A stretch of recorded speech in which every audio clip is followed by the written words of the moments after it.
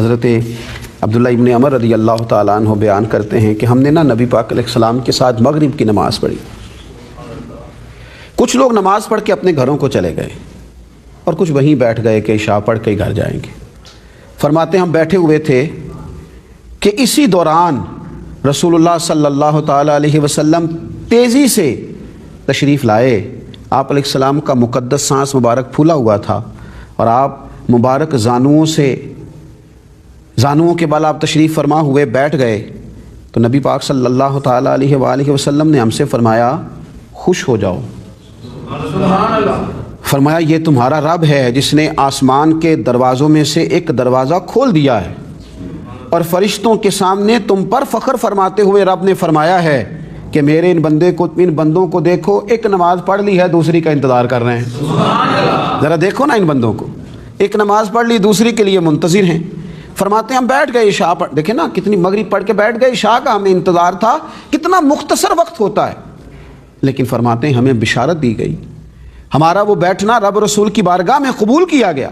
ہماری اس حاضری پر اللہ تبارک و تعالیٰ کے پیارے رسول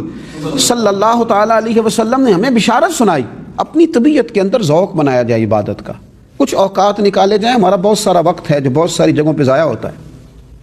ہم بعض ایسے کام کرتے ہیں جو ہمیں زیادہ بور کرتے ہیں، وہ کام کرنے کے بعد ہم زیادہ تھکاوٹ محسوس کرتے ہیں، وہ کام کرنے کے بعد ذہنی کوفت زیادہ بڑھ جاتی،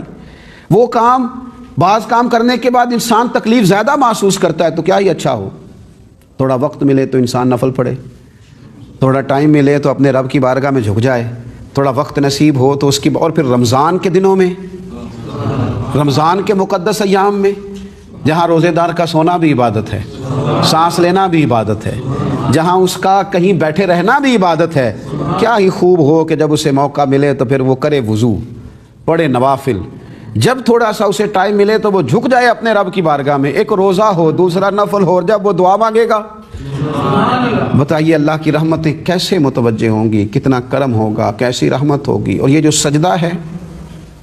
انسان کو سب سے زیادہ قرب رب کا سجدے کی حالت میں نصیب ہوتا ہے۔ سجدے کی حالت میں مانگی گئی دعائیں کبھی رد نہیں ہوتی۔ جب انسان پورا جھک ہی جائے، اپنی پیشانی کو، اپنی ناک کو اس کی بارگاہ میں رکھ دے،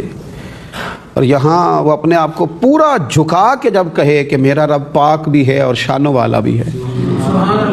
تو پھر میرے نبی اکرم صلی اللہ تعالیٰ علیہ وسلم ارشاد فرماتے ہیں جو بندہ اللہ تعالیٰ کے لیے سجدہ کرتا ہے نا، اللہ تعالیٰ اس کے لیے نیکی بھی لکھتا ہے، اس کی برائی بھی مٹاتا ہے اور اس کے درجے بھی بلند فرماتا ہے۔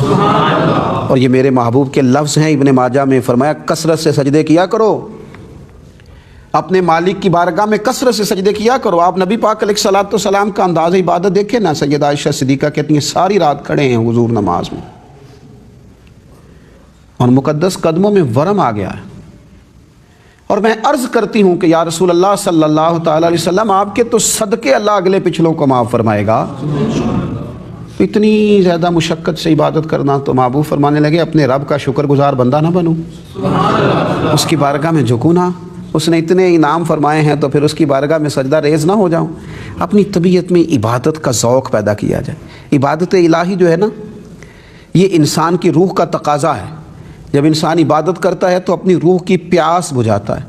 جب وہ عبادت کرتا ہے تو وہ جتنا اللہ کی بارگاہ میں جھکتا ہے اتنا اس کو ذہنی آسودگی ملتی، اس کا ذہن مضبوط ہو جاتا ہے، اعصاب طاقتور ہو جاتے ہیں، وہ اپنی زندگی کے اندر وہ ساری چیزیں محسوس کرتا ہے جو اس کو بڑا مضبوط کر دیتی ہیں۔ لیکن اللہ کی عبادت بھی تو اس کی توفیق سے کی جاتی ہے نا، تو اللہ کی بارگاہ میں مقدس دنوں میں دعائیں مانگی جائیں کہ مالک توفیق کا دروازہ کھول دے، فضل کا دروازہ کھول دے، ہمیں توفیق سجدہ عطا کر دے، وما علینا الا البلاغ۔